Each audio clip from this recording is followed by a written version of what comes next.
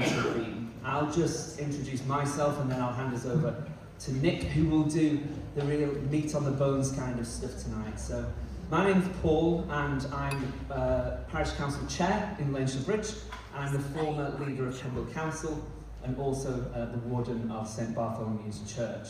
I care deeply about this town, and some time ago I retired from politics, but when I realised that this was happening, I recognised that we needed to bring people together to be able to object as in large numbers to hopefully be able to prevent this. I'm here because I'm the fourth generation to live on the Lancashire-Yorkshire border, fourth generation of my family, and I care really, really deeply about those uplands, corral everybody together over the next 6 months to hopefully have an impact on this. The aim of the campaign here is to raise awareness that this is happening. I think for a long time people in Colne haven't recognised that this was going to happen and the impact that it was going to have on people in Colne, to organise some sort of opposition to it so that we can take action that will have an impact and to also do some practical things to show opposition to it. So once Nick has finished speaking, I will go through some of those practical things that we can do tonight, which include the contact forms that you've got so that we can help you to write arguments, to be able to object. There are posters. We need to have a really visible campaign. Nick will run through some of the process, but effectively what will stop this is convincing Ed Miliband that it is a bad idea. And to do that, we have to convince our local MP that it's a bad idea. And to do that, he has to think that enough people are opposed to it to make a difference to him. So it's about a visible campaign that will ultimately lead our MP to lobby Ed Miliband, and there are Labour MPs and Conservative MPs who are already opposed to it, and we need our MP now to join that so that there is a pincer movement from all round, and Ed Miliband will hopefully take some action. I'm going to hand over to Nick MacKinnon in a second, who's from Stronger Together to Stop Calderdale Wind. He has lived and breathed this, I think, for the last few years. We will be, how tonight will run is Nick will do a presentation of what's likely to happen. Then there will be a Q&A with Nick, and I will run around with a mic. Then Cockburn-Price is going to speak very briefly about the impact on pollution in Colne and the air quality management area. And then I will jump back on and tell you some of the practical things, how to get hold of a poster tonight and all that sort of thing. We aim to be wrapped up by 8 o'clock, and then we'll be hanging around to sort of 9 o'clock so that people can ask questions directly of us and have a chat with us. So thank you very much. Over to Nick. Thank you, Paul. This is a brilliant turnout, and there's enough people out there to stop this wind farm if you do the right things. Thank you very much to Paul for getting it all together, to you for coming, and for Martin, who's done the AV. So why is this happening to Colne? So this is your moor, our moor. That moor belongs to everyone who lives in all the towns around it. There are loads of us. And the government wants it to be Bradford too. They've said they want Bradford to be part of that moor. So there are millions of people for whom this is their backyard. That is the huge size of this wind farm. This is the biggest wind farm in England. And as you can see, it puts a great big hole in your moor. And this really matters. It matters for the pounds in your pocket. It matters to your to the birds and the nature. It matters to the peat, and it will puncture a slow puncture in the economy of Colne, of Nelson, of Burnley, of Haworth, of Hebden Bridge. A slow puncture for 50 years. So we'll never really recover economically from what this wind farm is going to do. So as far as Colne's concerned, the reason you're dead centre now is that the only way to get up there with the turbine components is by what we call the Laneshaw Bridge bypass. So you cannot put these vast components over the present Laneshaw Bridge. And we've always known that. So we've always thought that Colne was safe from the immediate effects of this wind farm, because you simply couldn't get a turbine up there. So from the beginning, so 2.5 years ago, as far as we thought, the only way to get anything up there was on the Hebden Bridge to Oxenhope Road, that A road on the right. The moor is owned by Richard Bannister, and there are very, very few photographs of him. In fact, if you have on your mobile phones any photographs of Richard Bannister, we would really love to have them, because that is the only one we've got. It looks like he's been woken up like Dracula for the day, doesn't it? By William Haygraves, who's not looking too special himself. And of course, they're looking round Boundary Mill. So he is the owner of the land.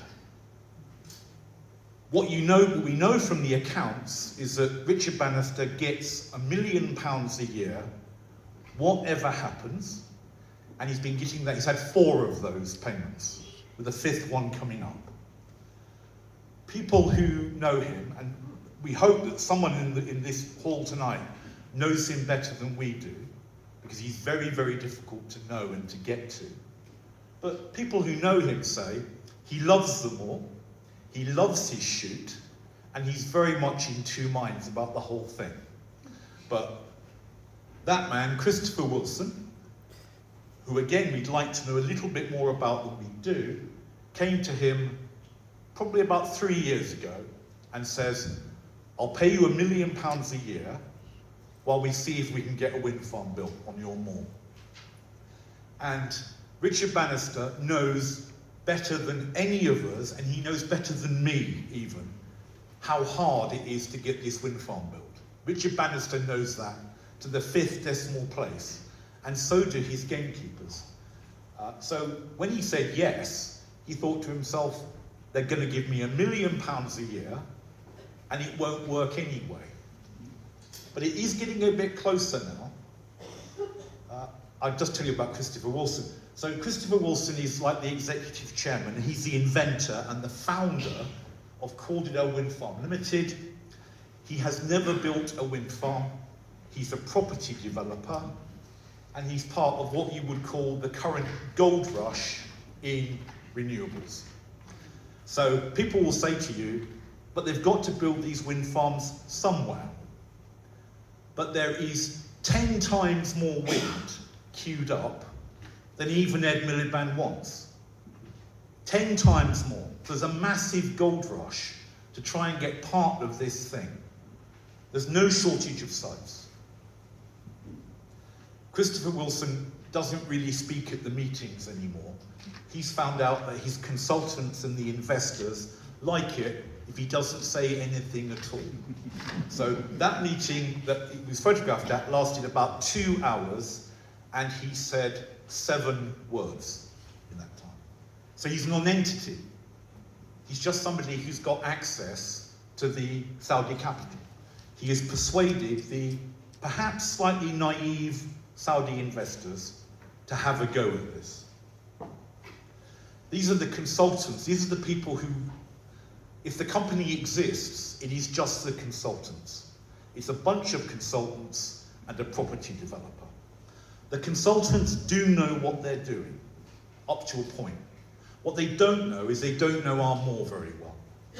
On the left there is John Kimber. He's the chairman of the Parish Council of Wadsworth, and that's the parish where the thing is actually being built, and nobody is doing more to stop this wind farm than John Kimber.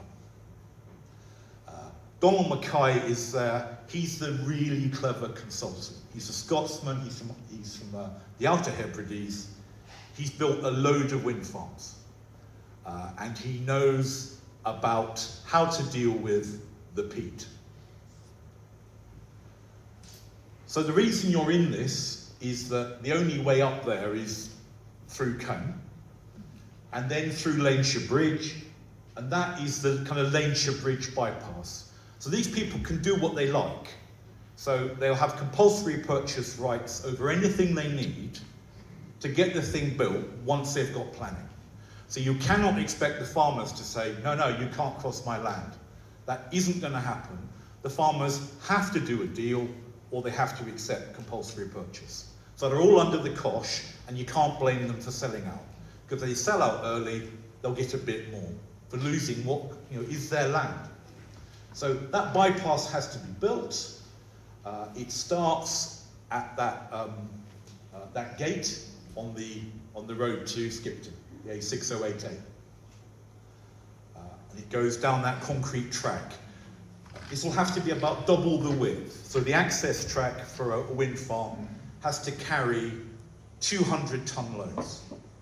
It'll be twice the width, it'll be a much stronger track than is there now, and it will go to the right of that funny tall building, which is the waterworks.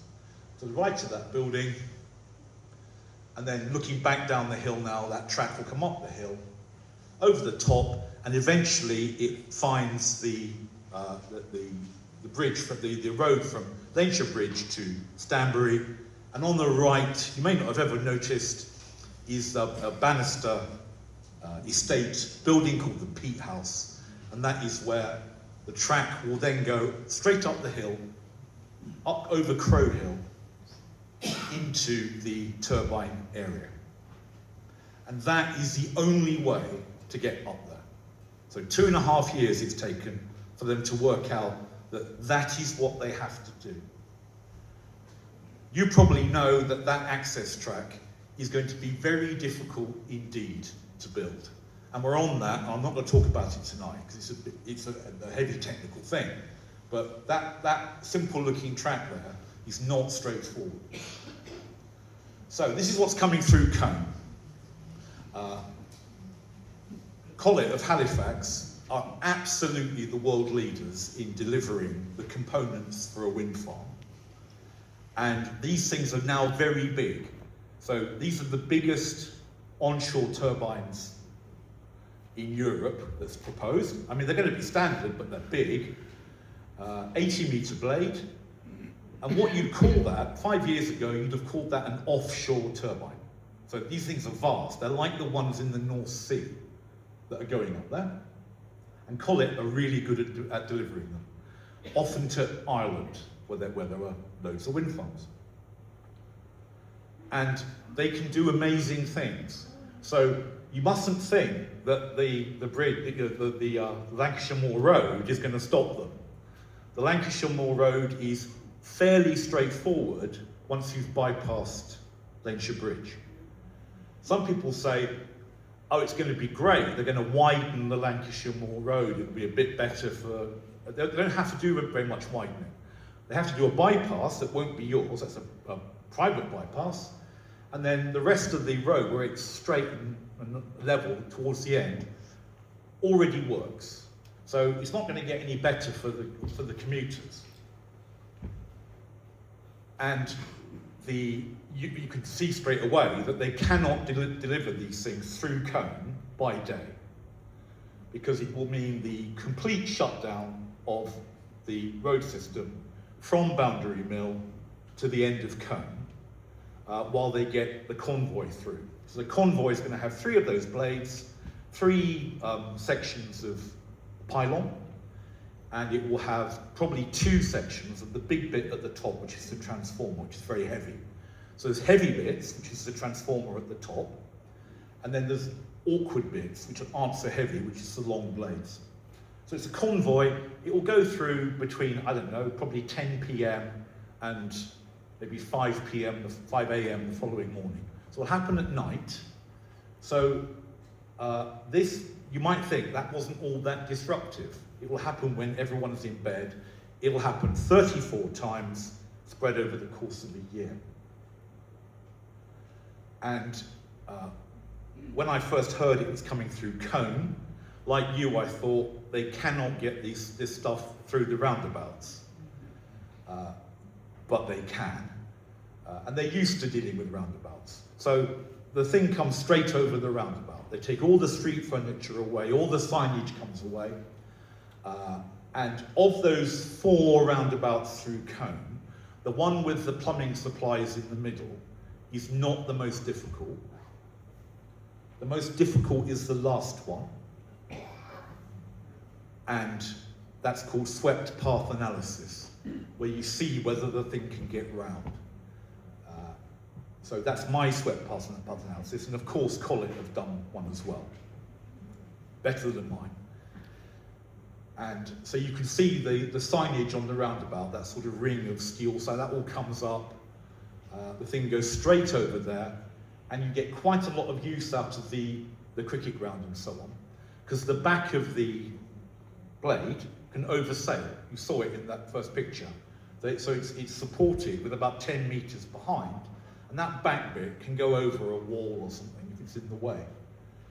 So that is quite tight, but it will go round, there's no question of that. So there's just no point in saying to them, we don't think you can get the blades round, because they know that they can.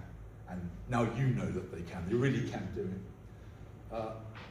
That bend, a bit further along, looks on the map like it might be difficult, but you know the road's really wide there, and so the blade passes easily there. That's not nearly as difficult as the roundabouts.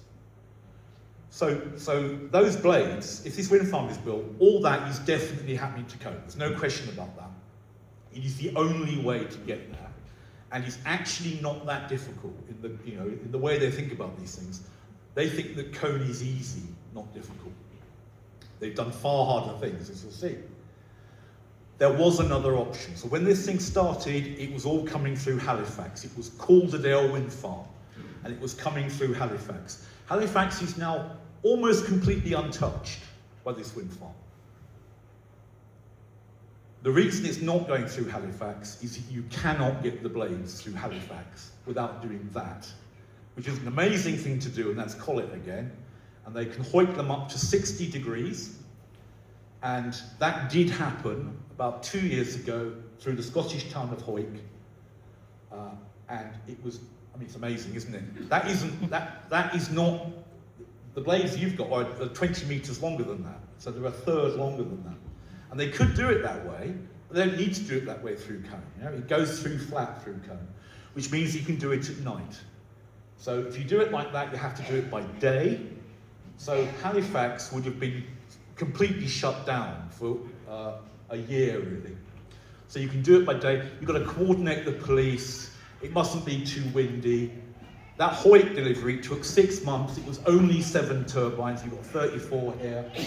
The turbines were shorter. So in every possible way, Hoyk was never, Halifax was never going to happen that way. So that's why Colne's in the centre. So in planning terms, complaining about those turbine deliveries is a complete waste of time. So that had to happen to somebody, and it's happening to Colne, and it has zero effect on the planning balance, because this comes down to a balance in the end. So in the end, Ed Miliband makes a balance out of it, and Colne having 34 convoys of turbine parts through it doesn't shift that balance at all. On the right-hand side are the only good things about this wind farm, but they're terribly effective. So they are the Climate Change Act 2008, they are the fact that it's a nationally significant infrastructure project, and that it genuinely is windy up there. So those things are true.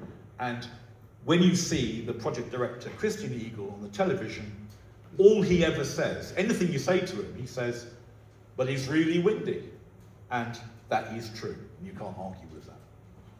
So those three things are a very, very strong thing to fight. Right. The turbine blades, they're no use to you in planning terms. What is going to be really bad for Colne, almost certainly for Colne, is the stone deliveries. So you need a vast amount of aggregate, of gravel, to build a wind farm. And what they never allowed for, so 2.5 years ago when they proposed this wind farm, nobody looked at the geology map of West Yorkshire, which you can look at tonight when you go home, and you'll see written in the notes, it's the thing that I'm about to say.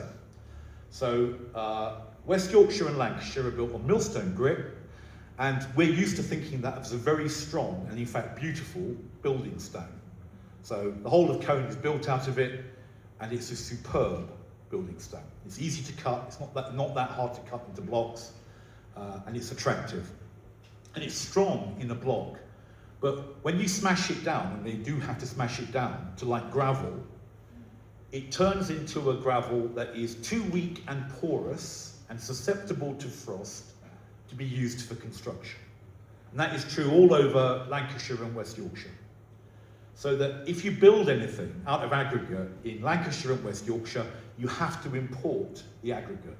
You cannot use the local rock. It just turns into sand. And if you've got a track up to your house, then you sort of know this, because the builder comes and says, we're going to have to put limestone down. The limestone comes from the Dales, and it's not that far away. But the limestone, they cannot use on the moor. And Yorkshire Water do not use limestone on the moor for the open tracks, because it gives off it's alkaline. And it reacts with the acid more, it gives off bicarbonate, and that kills the vegetation on the moor. So they haven't said this yet, they haven't admitted it yet, but there is no doubt that they cannot use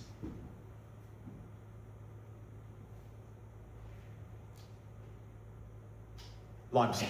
What they have to use is granite, because granite is inert and it won't react with the acid bog, and it is strong enough. So granite you can buy in dumpy sacks like that. That comes from Glen Sander. That's probably where the granite will come from. Glen Sander is the biggest granite quarry in Europe. It's on Loch Linney, south of Fort William. And then no lorry is used, so it all goes straight onto a ship. And then the ship goes to a port, and then you use a lorry to get the granite from the port to the site.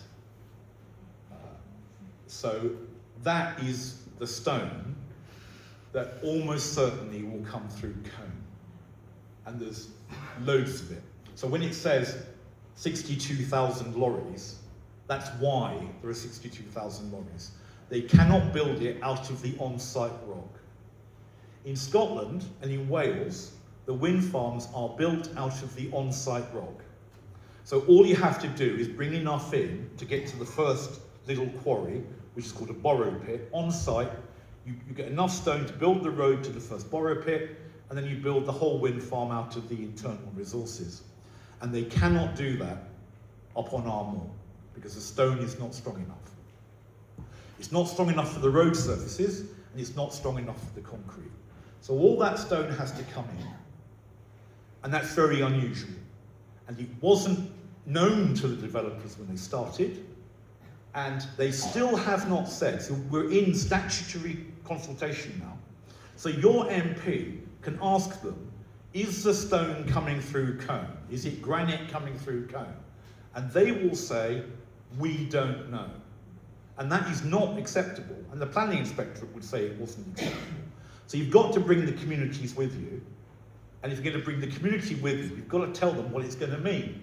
So they will not tell you, when you go to the consultation and talk to the consultants, they will not tell you what it's going to be made of. And so they've just released a document. It's got 1,000 pages. It may have 2,000 pages. And you can, and I have, and my wife and I have read this damn thing. It does not say, the word limestone and the word granite does not appear in those whole 2,000 pages. So they really are not telling you where the stone's coming from. They don't want you to know. And the business that will suffer most from those lorries is, of course, Boundary Mill. So, so does Richard Bannister know whether all that stone is coming past Boundary Mill? Because it's going to make a traffic jam kind of all day past that. Does he know? Or does his brother know that actually they were going to get away with limestone somehow and it's all going to go past the hotel at Coniston Gold? Because that's the other option. So either way, the Bannisters are going to get the stone too. But of course, Richard's got £1 million a year to kind of make up for it. So it is genuinely a planning failure, and it will cost them in planning that they cannot tell you, or they won't tell you, the materials out of which this wind farm is going to be built.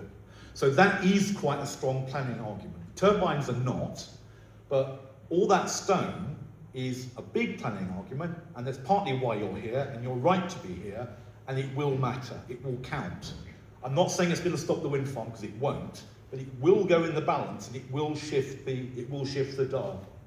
So these other arguments about wind farms in general, some of which I subscribe to, by the way, I don't like them either, but they do work within certain limits. It's true that they don't save us money yet, because we're having to spend loads of money on the grids, and that's all true. So that won't work. Those don't work against particular wind farms. It's useless saying that stuff. It doesn't count at all. Yeah. Climate change stuff and wind turbines aren't very strong. The second one of those isn't really true. They are powerful now, but it's no use saying any of that stuff. Yeah? So there's no point getting hot under the collar about any of that stuff. It won't stop the wind farm.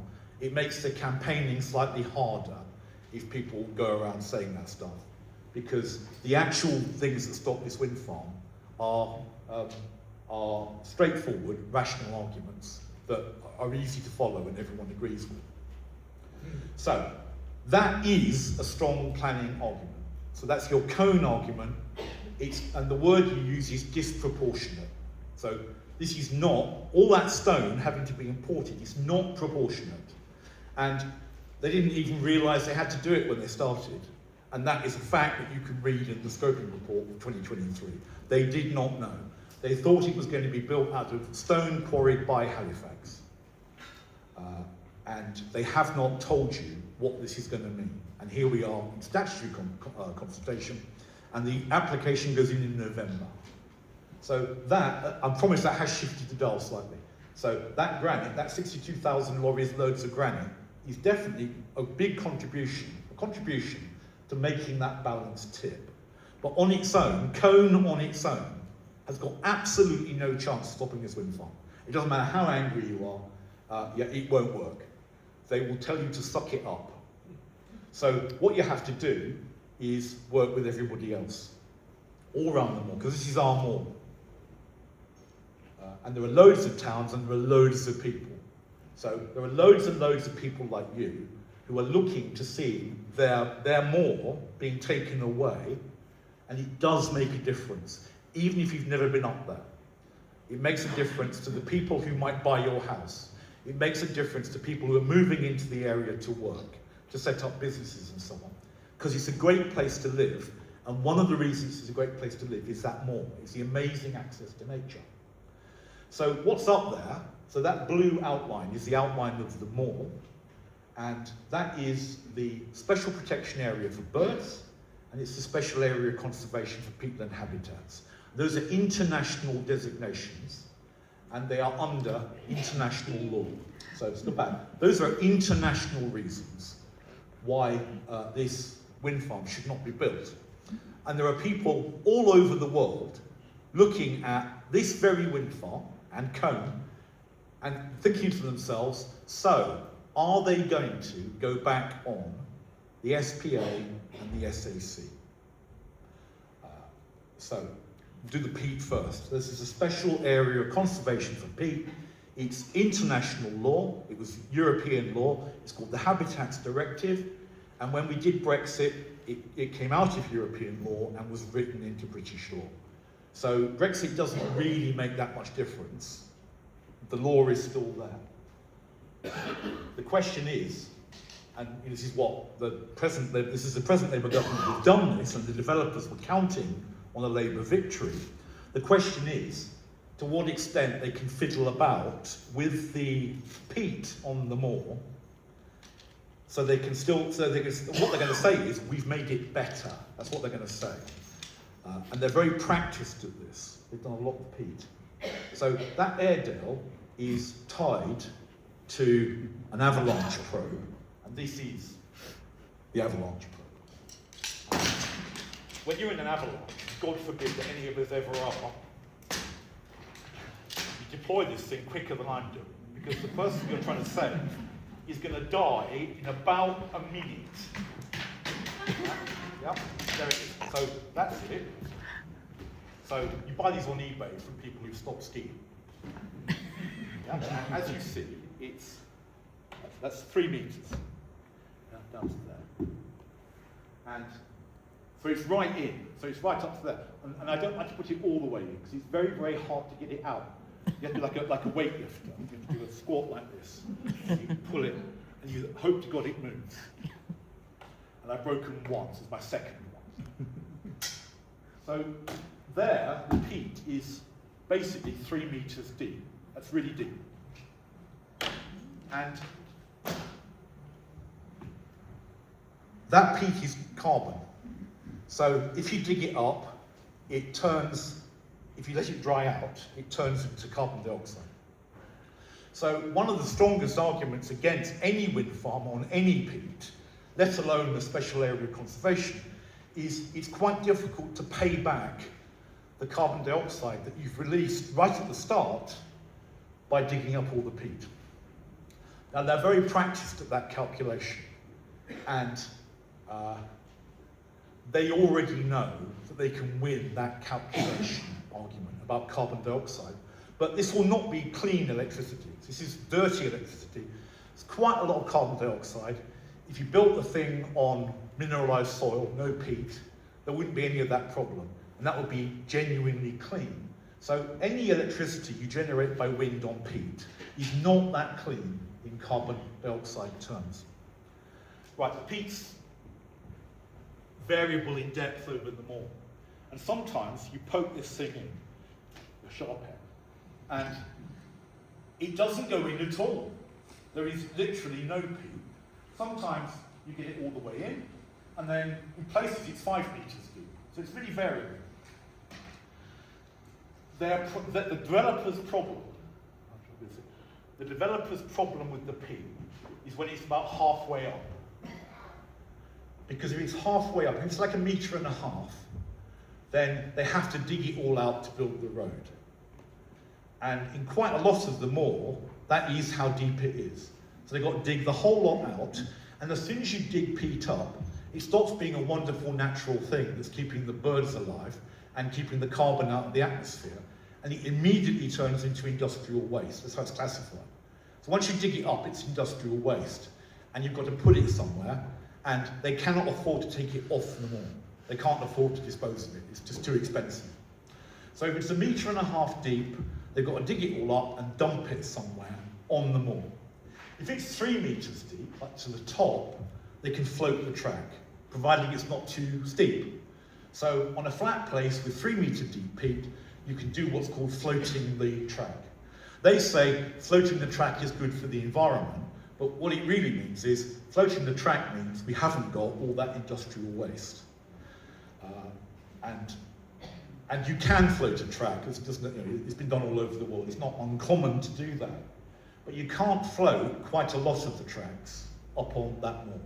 So there's going to be quite a lot of peat, industrial waste, that they have to dispose of. That's good news. Some people say the peat on its own, the special area conservation, is enough to kill the wind farm. And certainly before Brexit, and actually really before this present government, who have changed the planning laws quite a bit, and before the sort of unfortunate fact of Ed Miliband, who is very, very keen on wind. So they reckon that that balance won't work, and that the SAC won't defeat the wind farm. When the thing came, every single body who was consulted said, it's an SAC, you can't build a wind farm. Then we had an election, and now we're not so sure about that. So the rest of what we're saying here is taking out insurance against the possibility that the peat won't be enough to stop it. Personally, I think the peat will not be enough to stop it. So that's why we are working on the other things as well. But you can see it's, even as it is, the peat is almost doing it. So it's doubly designated, international designations. So famous places only have one of these. They're either SACs or they're SPAs. And up there it's both, because the birds up there are absolutely fantastic. So don't let anyone tell you that Bannister shoots them all. That really isn't true.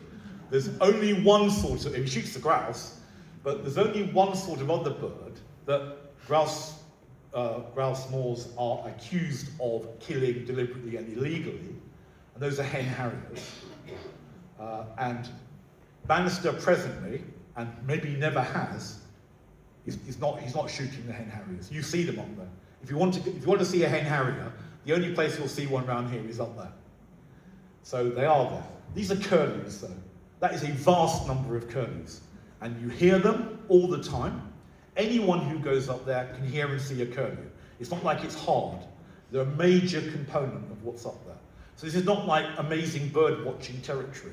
This is absolutely anyone goes up there to see what are normally really rare birds. And it's only round here that they're doing really well. Right round here. Everywhere else, they're in despair about the curlews. In Wales, they think they're going to be extinct by 2033 as a breeding species. They've killed them all in Wales. But here in Lancashire, West Yorkshire, up in that moor, they're actually doing better. So one day, the curlews from around here will repopulate the country with curlews. That's how well they're doing, if we look after them. So the curlews are really big. Those are lapwings. Yeah, that's the person who took that photograph is called Kate Hazelgrave. That's an ordinary person with a camera. She's not like David Attenborough. She said that's a small flock. That's a small flock of lapwings. So there are more lapwings in that photograph than the developer thinks is on the whole moor. So there really are a lot of lapwings. And if you live around here, you think a lapwing is a really, really common bird. You think, oh no, a lapwing. Like there are a plague of lapwings around here. But they are red listed and they are dying out all over Europe, but not around here. So up there, it's absolutely fantastic for nature. So you're living on your back door, in your backyard, there is something absolutely fantastic for nature. And anyone who goes up there can see it. You do not even need binoculars. Obviously, if you're good at it, you've got binoculars, and you'll see a merlin, which I will never see because I'm too lazy to see a merlin. But if you go up there, you can see great things. But absolutely everyone, like a 5-year-old child, can go up there and be surrounded by what are the equivalent of lions and tigers, only in England, because we haven't got very much nature. But up on Walsham Moor, there are curlews and lapwings hopping about all over the place in the most amazing way, more and more. So that's gone well. And some people say Bannister's made a big mistake because he's made so many curlews, he's going to stop his wind farm. Well, that's an irony, but that is what's happened. We signed a thing called the Kunming-Montreal Global Biodiversity Framework. And we signed that in about 2022. And almost every country on Earth signed it. And what all those countries said they would do, and Britain led this, because we think we're really keen on nature in Britain, because of David Attenborough. We led this thing, we signed it, we persuaded everybody else to sign it, and what we've all agreed to do is set aside 30% of our territories by 2030 for nature. And the country on Earth that has the maximum problem with that, well, they thought it was the Vatican. The Vatican said, we cannot sign it, we don't have enough nature. And then they measured the Pope's back garden, and they found it was 42% of the Vatican. And they said, if you run that for nature, that will count. So he signed it. You couldn't in conscience sign it until they knew that. England especially, has got the biggest problem probably in the world in hitting that target, because we have so little nature left. You live around here, you think there's loads of nature, but you live in Bradford, you don't see any at all. So it's very depleted in England. It's very, very hard for us to reach this target. The reason we set this target is we don't want Brazil to cut down the Amazon rainforest, and we don't want Malaysia to kill all the orangutans. So that was why we wanted to do it, but that does mean that we have to do our bit too. Otherwise we are hypocrites. And they are looking at us, and they are looking at that moor, and they're saying the very first time that this came to being a problem, do we build the wind farm or do we look after the nature? The minute they had a problem, they built the industrial site. And then all over the world they say, well, it doesn't count anymore. We'll cut down the rainforest because the hypocrites in England couldn't keep their own treaty for 3 years. The minute we signed it, we broke it. So that's a really, really strong argument. And even if you're really, really keen on wind, you've got to explain what you're going to do about that. So if you like wind farms, you've got to explain what you're going to do about that. Because wind farms on shore destroy nature right now. So tomorrow, when they're built, they destroy nature.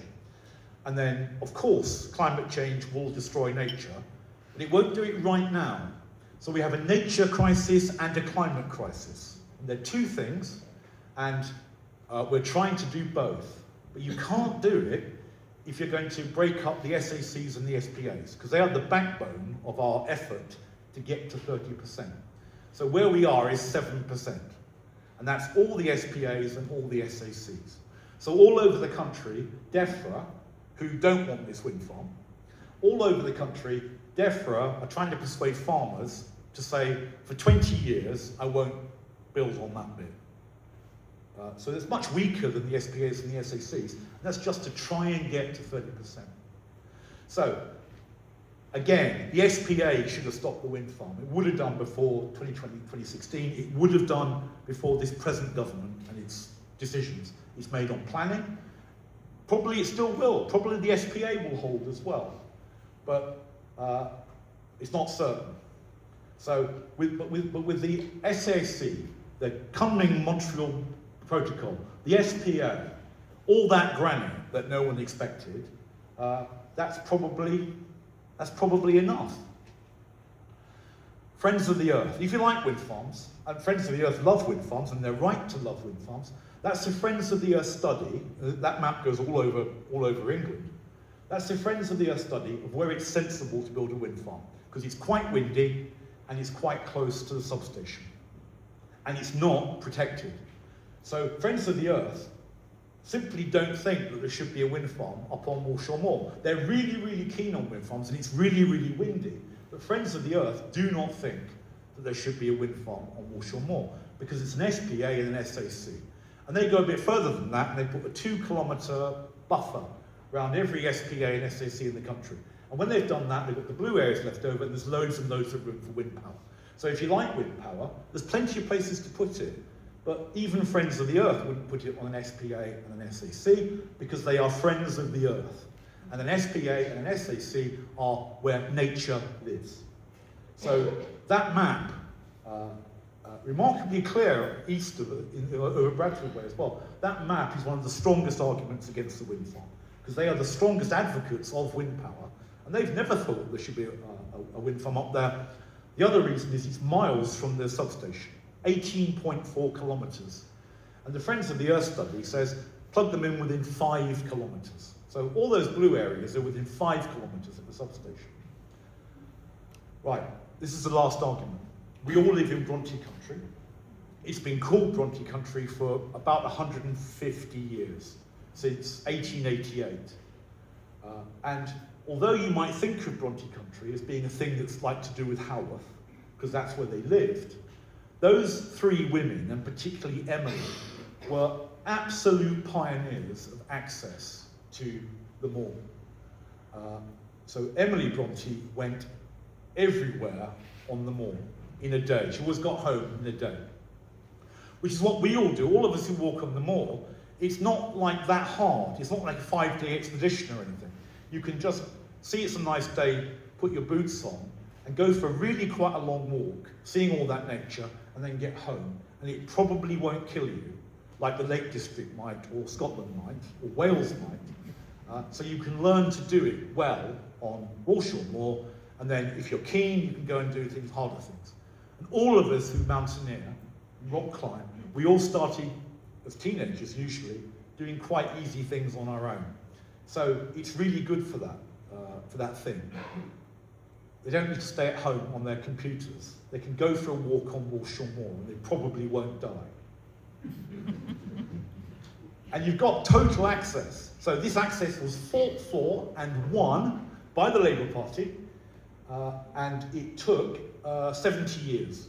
So the first trespass was on Kinderscout in 1932. It's communists who invaded the grouse moor on Kinder Scout. Not long after, 1935, a journalist called Tom Stevenson wrote an article about the Pennine Way, and for 30 years he campaigned to get the Pennine Way open against the landowners, the rich landowners. People like Bannister didn't want us up there because we're dirty. The water companies didn't want us up there because we put TB in the reservoirs and so on. All that had to be fought for a very, very long time. And then in 2000, they passed the Cllr Act, which gives you essentially as much access as you want to moorland. It's the lasting triumph of the first Blair government. So whatever else they did the Cllr Act. And they had to force it through the House of Lords, where the opposition was, of course. So all those grouse moor owners were sitting in the House of Lords, and they opposed it and opposed it and opposed it. Until finally Chris Whitty, Lord Whitty, said, "Tonight we have done a thing. We have not taken away the land from the landowners, but we have given it to the people. So it is your moor, you can go wherever you like. If you've got a dog and it's the ground bird nesting season, then please keep the dog on the lead, because the dogs scare off the curlews." So the reason for the law is the grouse, but the reason there are so many amazing birds up there is that people go up there with their dogs on leads, and we stay on the paths. And then after July 31st, you can go where you like, and it's fantastic in the winter. So we live on the moor, and so when it snows, within about an hour, 500 people have gone past the house because they want a bit of that snow. You know, they treat it like the Alps. You can ski on it if you're very, very, very lucky. There's an amazing place up there.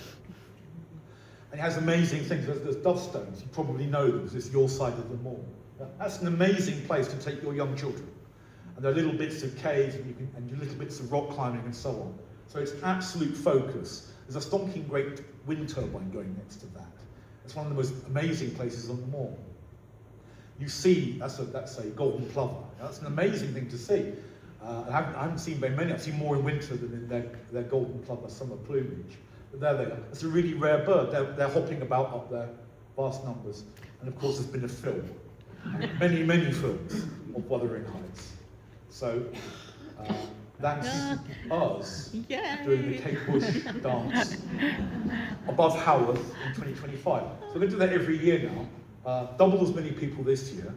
I was there as the tickets went on sale for that event, and they sold out I'm sorry if you were in for this, they sold out within 90 seconds. So they were all there, and then 90, like Glastonbury, they're all there and then they're all gone. People coming from all over the world to do that, because they love Kate Bush and Wuthering Heights and that song that we heard when we were very, very young on top of the pops. So Wuthering Heights is like a major economic driver for everyone around here. People come and they walk to it because they want to experience the thing. And that is it, that's the classic view from Haworth. We argue that the routes from Colne is more interesting, actually. If you walk there from Colne, you've had a really, really interesting walk. If you walk up there from Haworth, although it's been in your view the whole way, and the Brontes were in the parsonage, you haven't had quite such a good walk as you get from Colne, which is amazing. Best one's from Burnley. This moor belongs to everybody, and everyone walks to, and that is like the focus of it, because of the remarkable thing that happened. It's reckoned to be the 8th best book ever written, Wuthering Heights. It's an amazing thing that these sisters did. There it is, and then their wind farm. They don't have to do that, yeah? So those turbines that are there, wrecking that like classic view, you could move those turbines or take them out, and they still have a wind farm, but they really don't care. They think that they can get this thing built, and the Ed Miliband will allow it, even though it does that, and it doesn't have to do that. They've done some things to try and make it do that a bit less. The two closest ones, 20 and 21, are now only 150 metres high. So they're trying to like duck it down and hide it, but they haven't succeeded. And it's not about how these things look. So visual arguments are not all that strong. The developers go on and on about visual arguments. And if you read their thing, you'll find loads and loads about visual arguments. But we hardly ever do, because visual arguments are not that strong. If you live around here, we'll get used to it. But everyone who comes from all around the world, internationally, all around the world, astonished that we've let them do that. The British people let them do that. That we care so little about our own culture, and we care so little about the work of women, that we'll say, you know, there were only women and all they did was write books, so we'll stick 6 turbines behind Wuthering Heights. Now, the planning inspectorate will not let that happen. So it's simple incompetence that's still in there. Yeah? That's a major kind of flaw in what they've done. So it gives you can give them quite a good kicking on that. And we are. So Wuthering Heights is not actually, there's a farmhouse called Wuthering Heights, and it's right at the top of the hill in the book. But it's the hill that's Wuthering Heights. It's like the mountain that's Wuthering Heights. And then the farmhouse is named after it. It's just a little bit further down. So if you actually climb Wuthering Heights, they won't just be peeking over the horizon, they'll be right in your face. That nearest one is amazingly close and right in your face when you climb Wuthering Heights. That's that same dog, that's our dog. It's called Teddy. Right, so when you put Bronte Country in on top, the thing about Bronte Country is it's more famous than the peat and the birds. And probably it shouldn't be, but it just is. So we get a lot of leverage over Bronte Country. We think it's statutory, that it's a statutory setting of a Grade 1 listed building. So we also think it will count in law when it comes to it. And we think when you pile all that lot on the left-hand side of that seesaw, and that is Ed Miliband's seesaw. Yeah? He has to make a rational decision. He has to balance it now. So it's no longer binary. It used to be SAC, you can't build a wind farm. SPA, you can't build a wind farm. But it's not binary anymore. Ed Miliband has the right to make the decision.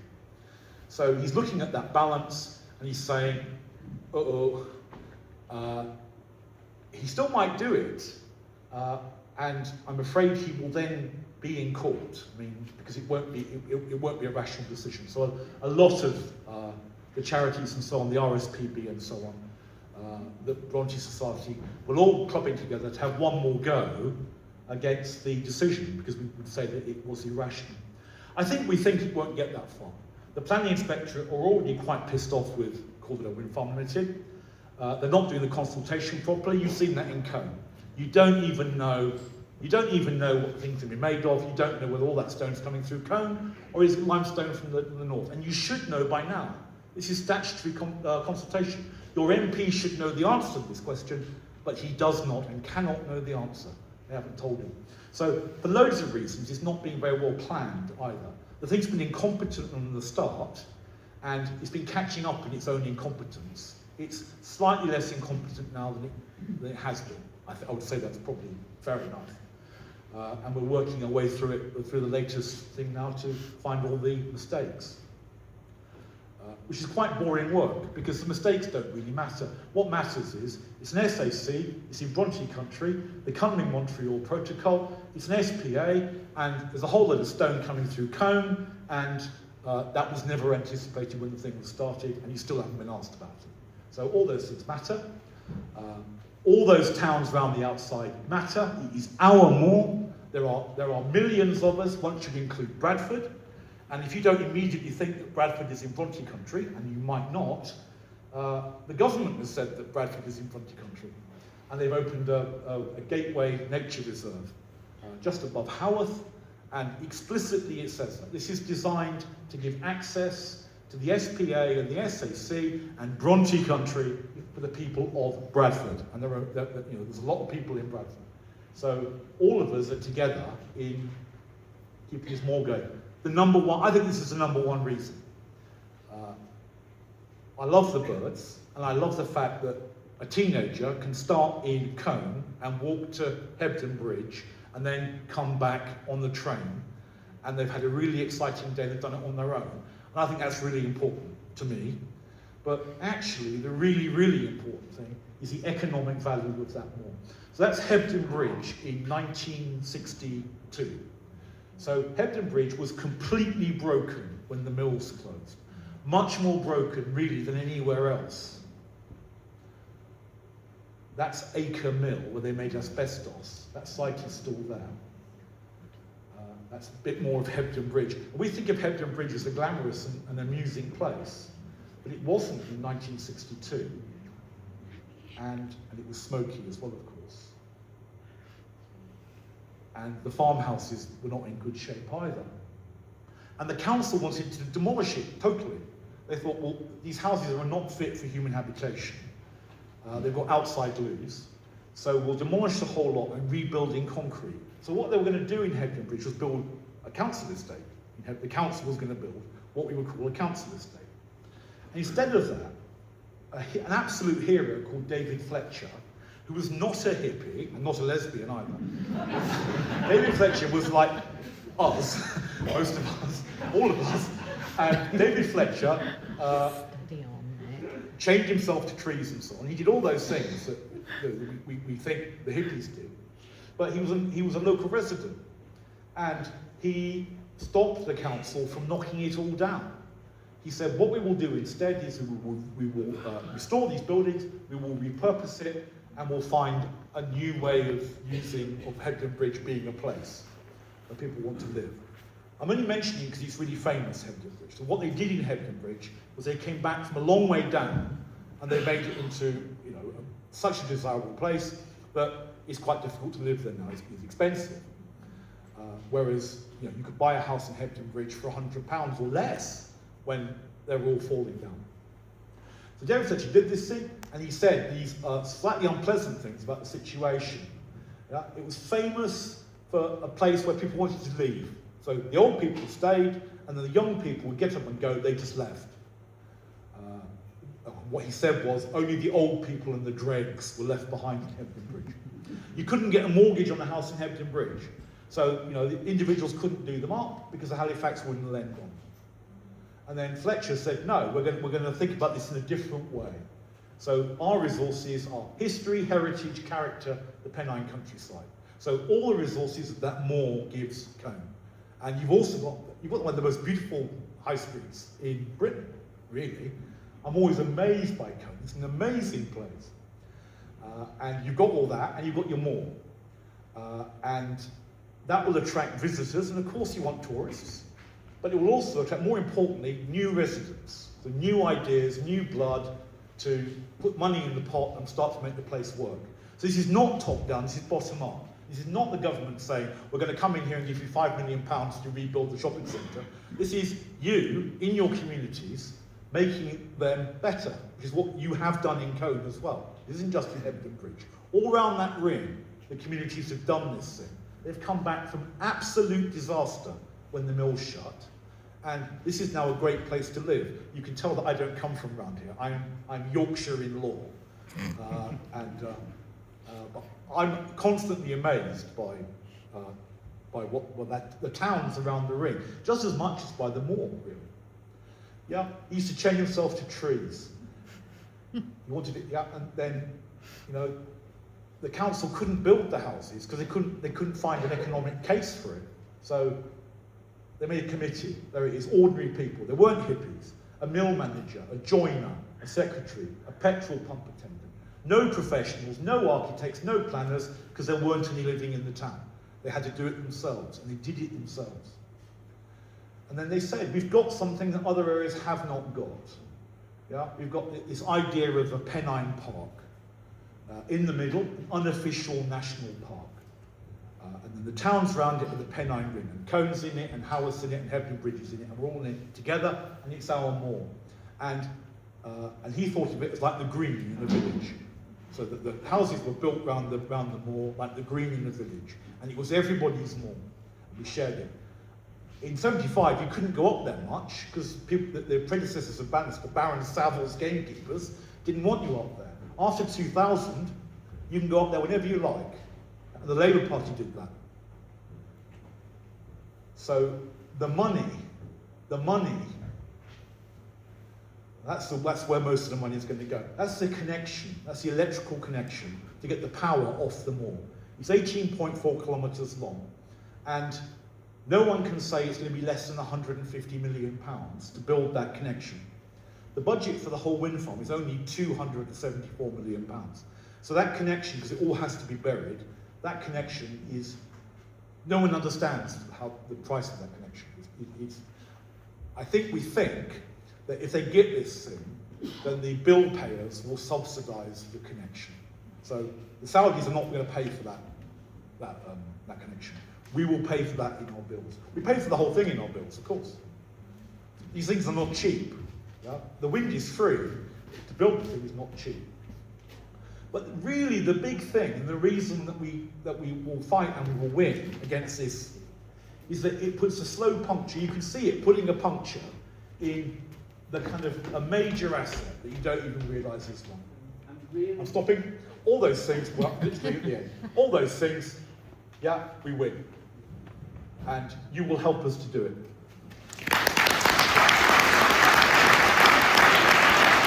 I wasn't trying to interrupt. There is a car outside that the handbrake is not on, and there is a woman physically holding it, and the registration of that car is MJ22YJH. So, the drama. So, thank you very much for that. We won't do the Q&A now because that was incredibly in-depth. I think it was a really good understanding for everybody. What we will do is Nick will be around for the rest of the evening. So if you've got any questions that are in-depth, he is the man rather than me. I can just give out posters and stuff. I will just ask Sarah to just come and tell us about the likely implications of the pollution. The North Valley Road in Colne is part of an air quality management area, and Sarah can just give us a bit of that because we're talking about an additional HGV every 3 minutes through to this site, so it's quite a big impact. Hello. I founded or co-founded Legis and Beyond, and in a sense we're sort of a bit lucky because part of the objection to the upper rough, some of you will know about that, stick with curlies by the way at the moment, part of the objection was the air pollution coming through Colne. And there's something called an AQMA, which is an air quality management area, and I think there's only 2 of these in Lancashire. And at the time that there were all of the things for the upper rough, there was a lot of discussion about all the extra pollution.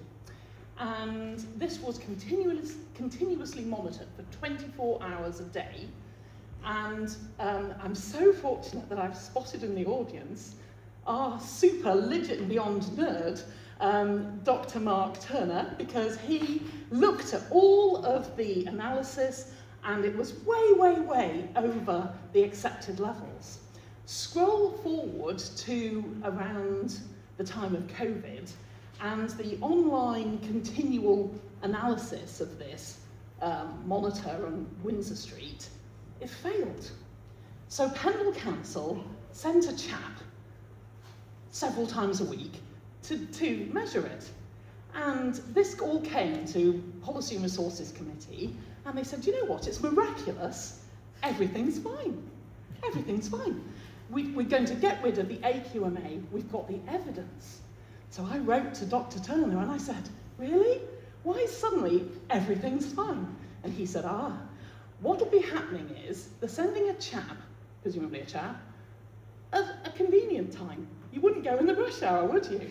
So he was going in all the sort of lax times because that was convenient for him and everything was fine. So I got really naughty with Pendle Council and I said, you must monitor it all the time. You're not giving us the full picture, you're really not. And they ignored me for a bit, they ignored me for a bit more, and then finally, just recently, they've reinstated the continuous assessment. So you can see it online. I put it on my councillor page if any of you are interested. I looked today, and today, the snapshot for today, it's sort of okay. It's sort of okay. But I think we need to monitor this long term. We've got this tool now. We've got the designation of the AQMA. We've got the chap who can do it in the audience. So I'm going to put pressure on him now because I know I can't do it. But I just thought you'd be interested that that has been something that's been a concern for a very, very long time. And another little snippet is that I'm chairman of the Pendle Council Climate Emergency. And so we're sort of largely pro-wind turbines on that working group. And we debated it as a group, and people felt all of the conflicts, I suppose. But then we talked about the peat, we talked about the birds, we talked about all the different things. And the group asked me to write to Red Miliband about it, which I did do. They gave me lots of help. I wrote a great big letter, and he sent me the most trite reply, or his assistant did, you know, like, it's fine. So it's interesting that people, perhaps with different views, all sort of came together and discussed this. And the more you look into it, the bigger the impact and the worse it is. But I'm very hopeful that Dr. Turner will continue on and do all the analysis for us. He's not looking happy, he's giving me the evils. Do all the analysis, and hopefully we'll be able to really monitor what's going on in central Kent. Thank you. Thank you very much, Sarah. We will be less than 5 minutes now. I'm conscious that people will want to get posters, get home, and all of that sort of stuff. So I think hopefully you've seen tonight some of the arguments that might tip the balance. I think with something like this, they can feel that there is almost a predetermination about it, an inevitability that it will happen, and I hope that the arguments that Nick has presented will help you to believe that we can tip the balance of this so that we don't end up with this wind farm in our area. It will impact the health of people in Colne, it will impact people's everyday lives in terms of traffic. It will have a huge impact on all of us, and I would say that it is probably the biggest planning application in this area in my lifetime, and the fact that the local council doesn't get a say on that planning and it goes straight to the government, I think indicates the sort of level of project. It is a national infrastructure project, and the impact it has on this area will be devastating and lifelong. I'm just going to run through in a couple of minutes the practical things you can do. So, the first thing is, there is a slip on everybody's chair. If you don't have a slip, come and grab me at the end. Neil, if you would stand up. Neil is going to stand over near the door. If you can hand that in, we will use that data that we get to be able to keep you informed of when you need to reply to things, what you need to say when you're writing to the MP, using those arguments that were up there, the arguments that will have an impact that are most likely to get this stopped. Not just saying we don't want a load of traffic. We need to use the arguments that will have an impact. If you can give us the data, we will give you what to say, and that's all that'll be useful. If you don't have one of those, I'll have some more in this corner at the end, and if you fill it in, we will help formulate an argument. Also, we will be doing some sort of, it's very unusual for me, it's not my kind of thing, but we'll be doing some protests, so we will keep people informed through this as to what they are and how they are. We're not going to publicise them too publicly. Second thing, there are 500 of these posters. They have got different slogans on. You can choose the slogan that most fits with you. They are over there at the back. Reese and Alex are going to be over at the back helping to give all of these out. If you can go through Colne and persuade people to put them in shops, if you know other people who can put them up, don't just take one, take as many as you think you can get up in your neighbours' windows, in your windows, all that kind of thing. Next thing, these, we want to line the route with these boards so that people can see the impact it's going to have, so that when Richard Bannister is driving up to that moor, he can see the impact that this is going to have on the local community. If people take this stuff home tonight, within 24 hours, the feeling of this town will have changed. There will be thousands of people wondering what's going on. We've got a load of these that are already on stakes. My dad's been screwing those in at the back. Then we've got a load that aren't on stakes, so that however you want to display it, you can. So if you go to the back again, they've all got different slogans on. You can choose the thing that most resonates with you. But if we can line the route and line Colne with this, that would be perfect. Additionally, we've got cable ties. We've tried to make it as easy as possible. They are screwed up. You can cable tie them to whatever. So you can get home tonight, stick them up, and hopefully we'll make a difference. Thank you so much, everybody, for coming tonight. I'll be around afterwards at the back helping to give out these posters. Nick will be around. There'll be people around that you can have a chat to. So thank you very much, and keep... Can I say something? I've done a lot of objecting to different sorts of things, and you've got to be really inventive, because if everybody does the same thing, the council is one. You know, I'm just reminding everybody, you know, be really inventive, do some research of the area, put your own impression on it, otherwise they'll just count. If you have 10 oh, you know, we want to save the lapwings, then that counts as one vote. I just have to put that in. Thank you for that. So yeah, if you can display a board, anything like that. Thank you so much for coming tonight and help us to prevent England's largest onshore wind farm. Thank you.